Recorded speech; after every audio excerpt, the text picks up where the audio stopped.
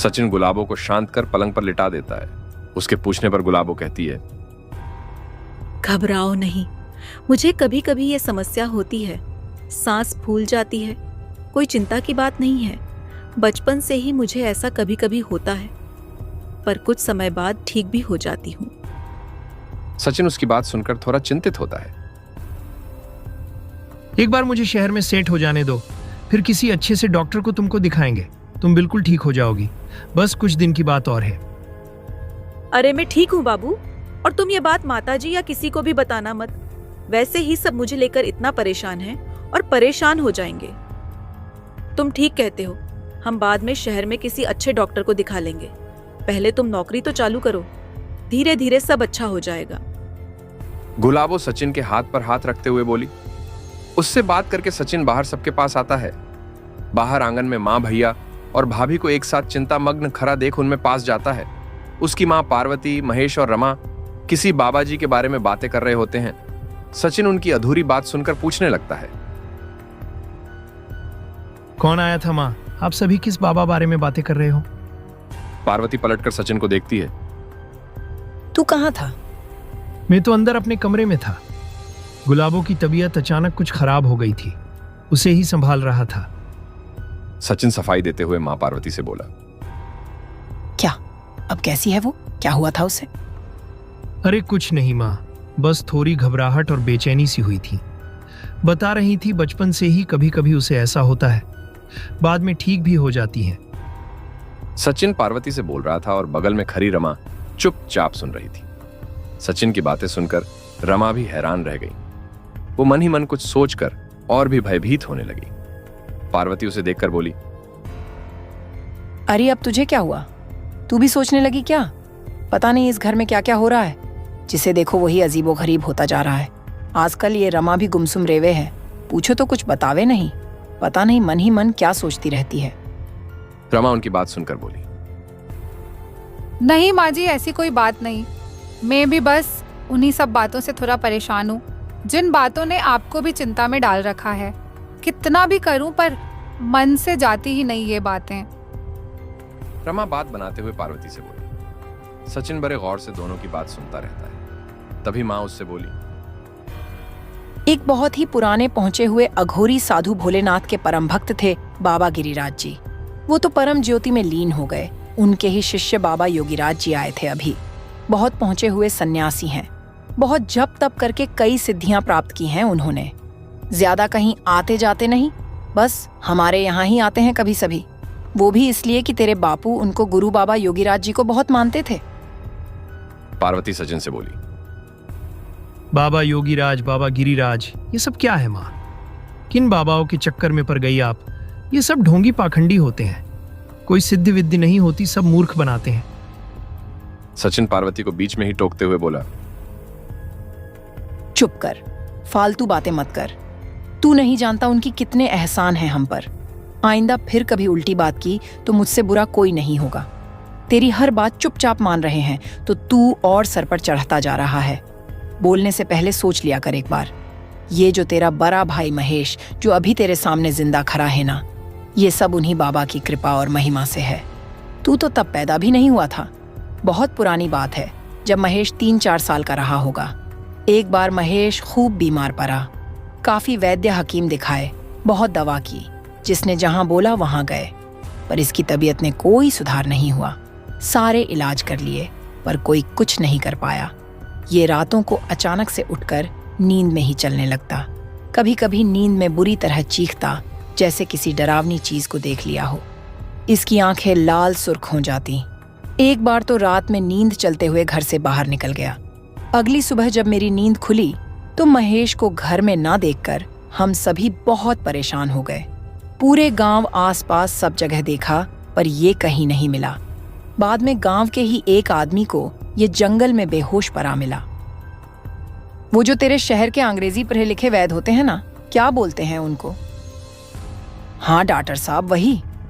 उस जमाने में तो सिर्फ शहर में ही होते थे। वहां भी जाकर दिखाया उनको, पर उनकी दवाई भी नहीं लगी। उन लोगों ने तो यहां तक कह दिया था कि ये बहुत कमजोर हो गया है, ज्यादा जी नहीं पाएगा। और हमने भी आशा छोड़ ही दी थी। फिर एक दिन भोलेनाथ की कृपा से एक बाबा जी गांव में आए हुए थे। वो लोगों के दुख दर्द अपनी सिद्धि के बल पर ठीक करते थे। हम भी उनके बारे में सुनकर महेश को लेकर उनके पास गए। उन्होंने अपनी सिद्धियों से आंख बंद करके फौरन बता दिया कि इसके पांव किसी गलत जगह पर गए हैं, इसलिए इसकी तबीयत दिन पर दिन बिगड़ती जा रही है। उन्होंने भभूत लगाई इसके माथे पर, वैसे ही इसकी आंखें अंगारे की तरह लाल लाल जलने लगीं और ये बेहोश हो गया। उन बाबा ने इसके सर पर हाथ रखकर कुछ मंत्र बोले, फिर फूंक मारी। अभिमंत्रित जल दिया। ये फौरन उठकर बैठ गया। आंखें भी सही हो गईं। उन्होंने अभिमंत्रित कर जल दिया जो इसे कुछ दिन पिलाना था, और इसके पूरे शरीर से एक पूरी सुपारी उसार कर एक शीशी में बंद कर तेरे बापू को दी और बोले कि इसे दूर कहीं जंगल में गाड़ आना, जहां इंसानी आवाजाही नहीं हो या बहुत कम हो। तेरे बापू तेरे मन्नू चाचा को साथ लेकर उसे कहीं दूर जंगल में गाड़ आए। 3-4 दिनों में ही उनके अभिमंत्रित जल से तेरा भाई वापस ठीक हो गया। तब से तेरे बापू उनके इनके भगत हो गए कि वो जब तक इस गांव में रहे उनकी खूब सेवा की, और बाद में भी जब भी आते तो उनकी बड़ी लगन से सेवा करते। उन्होंने आशीर्वाद दिया तेरे बापू और इस घर को। जब से ही कभी कोई परेशानी नहीं आई, पर जो आया है उसे जाना भी होता है, साधु हो या फकीर या हम जैसा आम इंसान। उनकी उम्र पूरी हुई तो वे भ्रमलीन हो गए। बाद में उनकी जगह उनके शिष्य बाबा योगीराज जी ने ली। कहते हैं बाबा गिरिराज जी ने जाते जाते अपनी सारी सिद्धियां इनको दे गए। ये भी बहुत पहुंचे हुए साधु हैं। इन्होंने भी कई सारी सिद्धियां प्राप्त कर रखी हैं। उनकी कृपा से ही हम फल फूल रहे हैं बेटा, वरना इतना बुरा बखत भी आया हमारी जिंदगी में कि कोई और होता तो मिट गया होता। पर भगवान भोलेनाथ जी और बाबा जी की असीम कृपा से ज्यादा कुछ नहीं बिगड़ा। थोड़ा बहुत गिरना उठना तो सबकी जिंदगी में लगा रहता है, लेकिन जिसका विश्वास ईश्वर और उसके सच्चे बंदों में अडिग रहता है, मुसीबतें भी उसका कुछ बिगाड़ नहीं पाती। इसलिए बिना जाने कुछ मत बोलना अब बेटा। हम जानते हैं हम लोगों ने कैसा समय देखा है, किन किन मुश्किल हालातों का सामना कर तेरे भाई और तुझे इतना बड़ा किया है। मैं आपको झुठला या गलत साबित नहीं कर रहा माँ, बस मुझे ऐसी बातों पर पता नहीं क्यों यकीन नहीं होता।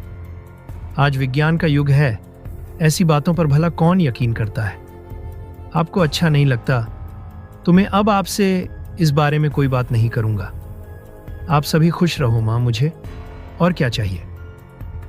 इतना कहकर सचिन मां के गले लग जाता है। तू शहर कब जा रहा है? तैयारी हो गई तेरी? किसी चीज की जरूरत हो तो बता देना, परेशान नहीं होना। तेरा भाई अब भी बैठा है। रुपए पैसे की चिंता मत करना, बस अपना काम मन लगाकर करना, और यहां की चिंता बिल्कुल नहीं करना। मैं हूं ना। महेश सचिन के सर पर हाथ फेरते हुए बोला। दोनों भाई एक दूसरे को देखते हुए आपस में गले लग जाते हैं। नहीं भैया, बस आप सभी का आशीर्वाद चाहिए। मैं कल सुबह निकल रहा हूं और आप मेरी चिंता बिल्कुल मत करिए। बाकी मैं सब अरेंज कर लूंगा। मुझे दुख है कि मेरी वजह से आपको सबके सामने शर्मिंदा होना पड़ा, पर भैया, माँ, भाभी, आप सभी को विश्वास दिलाता हूँ कि गुलाबो एक बहुत अच्छी लड़की है। देखिएगा, वो आपको कोई शिकायत का मौका कभी नहीं देगी। अपना घर छोड़कर आई है तो थोड़ा असहज महसूस कर रही है ना, धीरे धीरे सबसे घुल मिल जाएगी। बस उसे थोड़ा वक्त दीजिए। उससे कभी कोई गलती हो जाए तो उसे क्षमा करते रहिएगा। सचिन सभी की तरफ देखते हुए बोला। अरे मेरे भाई, तू बहू की चिंता क्यों करता है? वो अब इस घर की इज्जत है। उसकी जिम्मेदारी सिर्फ तेरी नहीं बल्कि हम सबकी है, और हम सभी उसका पूरा ध्यान रखेंगे। तू बेफिक्र होकर शहर जा और खुश मन से अपनी नई जिंदगी की शुरुआत कर। तेरे इस दिन का इंतजार हमको कब से था। मेरा भाई अपने पांव पर खड़ा हो रहा है, ये मेरे लिए सबसे खुशी बात है। महेश सचिन के कंधे पर हाथ रखते हुए उसकी आंखों में देखकर बोला। पार्वती जो अब तक उनकी बातें सुन रही थी, उसकी आंखों में भी खुशी के आंसू झलक आए। वो सचिन को आशीर्वाद देते हुए बोली। बेटा, मैंने गुस्से में जो कह दिया हो उसका बुरा नहीं मानना। एक माँ को अपनी सभी संतानों की बराबर फिक्र होती है। तू बहू की चिंता बिल्कुल मत कर। वो कोई मेरी दुश्मन नहीं है, बस उसका बर्ताव कुछ अजीब सा लगता है। एक बार मैं कभी किसी बात का जवाब नहीं देती। पता नहीं किस दुनिया में खोई रहती है। ऊपर से पूजा पाठ भी नहीं करती। जब से आई है तब से मैंने या रमा ने उसे कभी पूजा करते नहीं देखा। अपनी ही धुन में रहती है। मुन्नी बिट्टू भी कितना उसके आगे पीछे घूमते रहते हैं, पर वो उनको भी कोई भाव नहीं देती। मैं कोई उसकी शिकायत नहीं कर रही, पर जो सच है वो ही बता रही हूँ। तू उसे थोड़ा समझा देना। परसों गांव की कुछ औरतें आई थीं। बहू से मिलने की इच्छा थी। मैंने बुलाया तो काफी देर तक तो आई नहीं, और जब ज्यादा जोर दिया तब ऐसे आकर खड़ी हो गई जैसे हमने उसे बुलाकर कोई अपराध कर दिया हो। सभी औरतें तरह तरह की बात करते हुए गई। इस समाज में उठना बैठना है तो सबसे मिलजुल कर रहना पड़ता है। बस यही बातें हैं जो हमें उसके बारे में थोड़ा परेशान किए रहती हैं। लेकिन तू इन सब की चिंता मत कर। तू अपनी नौकरी पर ध्यान दे। बस उसे थोड़ा इस घर के रीति रिवाज समझा देना। पार्वती सचिन से कहती है। सचिन बड़े गौर से माँ की पूरी बात सुनता है। वो आश्वासन देता कि गुलाबों को समझाएगा, वो ऐसा नहीं करेगी। अगले दिन सुबह। अरे सचिन जल्दी आ, गाड़ी का बखत होने वाला है। बंटी भी आ गया तुझे लेने, तुझे नाके तक छोनेर। सचिन अपना सामान लेकर बाहर आता है। सबके पांव छूता है। आशीर्वाद लेकर जैसे ही जाने को होता है, सामने से खुशबू आ जाती है। दोनों के कदम एक दूसरे के सामने आकर स्थिर हो जाते हैं। दोनों एक दूसरे की तरफ देखने लगते हैं। सचिन नजरें नीची कर उसके बगल से बाहर निकल जाता है। खुशबू वही खरी खरी उसे जाते हुए देखती रहती है। अरे खुशबू, वहां दरवाजे पर क्यों खड़ी है? आ अंदर आ। मैं माँ जी की गठिए की दवाई लेकर आई हूँ भाभी।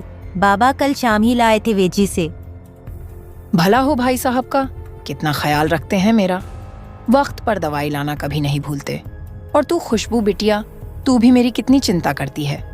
भगवान तुझे हर खुशी दे। पार्वती उसके गाल पर हाथ फेरते हुए बोली। कुछ दिनों बाद रात में रमा की अचानक नींद खुलती है। उसे कुछ अजीब सी आवाजें आती हैं। वो कमरे में इधर उधर नजर दौड़ाकर देखने लगती है। आवाज बाहर कहीं से आ रही थी, कुछ करक चीज अपने दांतों से चबाने की। पहले उसे लगा बाहर कोई कुत्ता वगैरह होगा, कुछ चबा रहा होगा, पर आवाज लगातार आ रही थी। गौर से सुनने पर उसे यह आवाज किसी जानवर की नहीं लगी। वो उठकर खिड़की खोलकर बाहर को देखती है तो आवाज सामने से सचिन के कमरे से आती सुनाई देती है, जैसे कोई गुर्राते हुए कुछ कर्क चीज जम जम के चबा रहा हो। डरकर वो महेश को जगाती है। महेश उठकर उससे पूछता है। वो उसे बाहर से आ रही आवाजों के बारे में बताती है। तभी अचानक से वो आवाज आनी बंद हो जाती है।